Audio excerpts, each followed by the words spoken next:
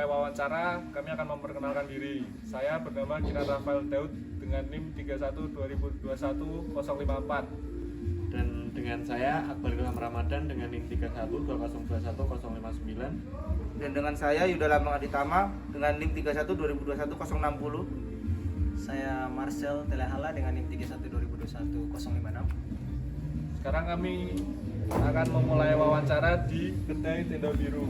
Kami akan membawa narasumber yang bernama Adit yang bekerja sebagai pegawai di Kedai Tenda Biru. Baik teman-teman, kami sudah mendatangkan narasumber dari Kedai Tenda Biru.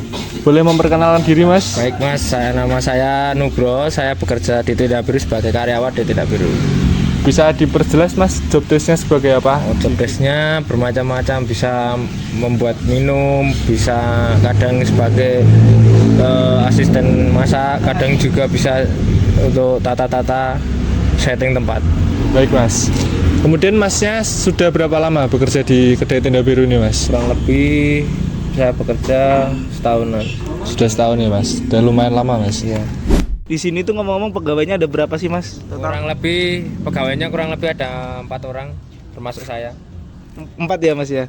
Kalau di sini tuh kerjanya biasanya untuk diri sendiri atau untuk orang lain Mas? Pasti bekerja untuk diri sendiri, tapi saya bekerja bersama teman-teman saya. Oke Mas, baik Mas. Kalau kerja di sini tuh ada kontrak kerjanya nggak, Mas? Terus kontrak perjanjian kerjanya di sini tuh secara tertulis atau tidak tertulis?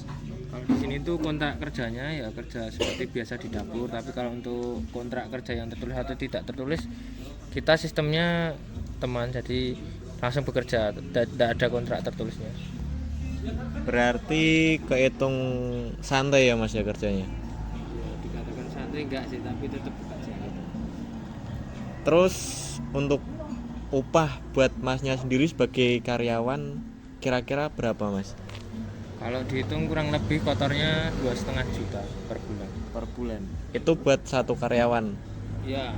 Sedangkan di sini ada 4 karyawan tadi ya, Mas ya? Iya.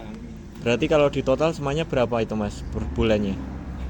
Kalau di total ya sekitar kurang lebih 2,5 kali 4 ya, sekitar 10 juta untuk semua total karyawannya.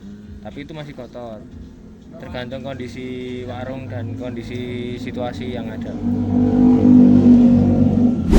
Terus Mas untuk kerja di sini ada jaminan sosial atau BPJS kesehatan atau BPJS ketenagakerjaan Mas? Untuk saat ini kita belum ada. Oh jadi Masnya kerja tanpa ada jaminan apa-apa ya Mas? Ya. Oke, itu mungkin sekian interview dari kami dari kelompok 4. Sekian dan terima kasih. Analisis hubungan kerja. Pola hubungan kerja antara Mas Nugroho dengan teman-temannya berdasarkan perjanjian secara lisan. Perjanjian tersebut didasarkan pada dasar yaitu asas etikat baik. Tercantum dalam pasal 1338 ayat 3 KUH Perdata yang berbunyi, perjanjian harus dilaksanakan dengan etikat baik. Asas ini berarti bahwa para pihak yang terlibat dalam perjanjian harus melaksanakan dengan kejujuran dan keyakinan yang teguh. Kemudian ada asas kebebasan berkontrak tercantum dalam pasal 1338 KUH Perdata yang berbunyi, semua persetujuan yang dibuat sesuai dengan undang-undang berlaku sebagai undang-undang bagi mereka yang membuatnya. Asas ini berarti bahwa setiap orang bebas untuk membuat perjanjian selama perjanjian tersebut dibuat secara sah dan etikat baik dan tidak melanggar ketertiban umum atau kesusilaan. Kemudian ada juga asas yang berlaku dalam perjanjian lisan tersebut yaitu asas konsensualisme. Adalah asas yang tercantum dalam pasal 1320 Kitab Undang-Undang Hukum Perdata yang menyatakan bahwa para pihak yang mengadakan perjanjian harus sepakat, setuju, dan seia sekata mengenai hal-hal yang pokok dalam perjanjian yang diadakan. Perjanjian lahir, terjadi, timbul, dan berlaku sejak saat tercapainya kata sepakat di antara para pihak, tanpa perlu adanya formalitas tertentu. Ada juga asas yang berlaku dalam perjanjian tersebut yaitu asas kepribadian. Dalam perjanjian adalah asas yang menyatakan bahwa seorang hanya membuat atau melakukan kontrak untuk kepentingan pribadi atau perorangan. Asas ini tercantum dalam pasal 1315 dan pasal 1340 Kitab Undang-Undang Hukum Perdata. Hak-hak penerima kerja. Hak pertama adalah hak mendapatkan upah yang layak. Dari interview yang dilakukan oleh kelompok kami mendapati bahwa Mas Nugroho mendapatkan upah yang layak sesuai dengan perjanjian atau kesepakatan secara bersama. Oleh karena itu, hak yang dijamin dalam Undang-Undang Ketenagakerjaan terpenuhi.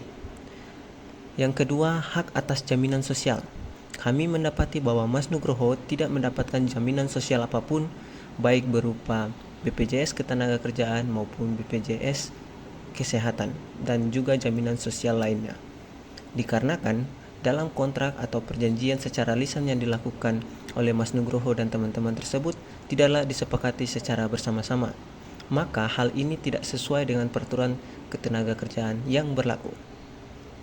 Jadi, dapat kami simpulkan berdasarkan perjanjian secara lisan yang dibuat dan disepakati oleh Mas Nugroho bersama-sama dengan teman-temannya tidak sepenuhnya memenuhi unsur-unsur perjanjian kerja sesuai dengan tercantum dalam pasal 1 angka 14 Undang-Undang Nomor 13 Tahun 2023. Demikian video interview dan analisis yang bisa kami sampaikan. Thank you for watching.